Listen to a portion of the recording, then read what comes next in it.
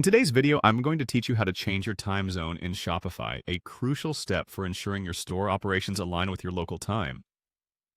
Whether you're launching a sale or managing order fulfillment, having the correct time zone set is vital for seamless operations. Let's dive in and change those settings. First, you'll want to navigate to your Shopify admin page. This is essentially the command center for your store, where you control everything from inventory to customer interactions. Once there, you'll see a variety of menu options. What you're going to look for is the Settings button. It's typically located towards the bottom left corner of the page on your admin dashboard. Clicking on this will open up a new page with several sections that allow you to customize your store settings in detail. Now focus your attention on the General section within your settings. Here lies the option you need to adjust your time zone. You'll find the Time Zone option, which will display your current time zone settings.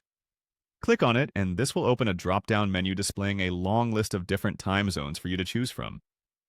You might be running an international business, so finding the specific time zone that matches your business location is paramount to keeping everything running smoothly. Take your time to scroll through and select the appropriate time zone that corresponds with your geographical location.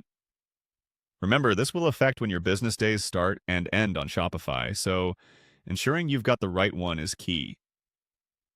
Once you've made your selection, don't forget to save your changes by clicking on the Save button at the top or bottom of the page.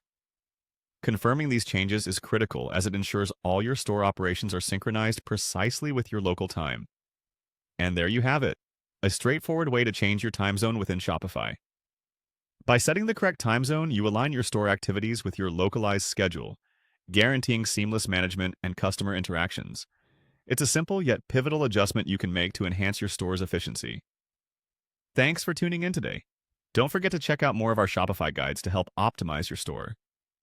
Until next time, happy selling.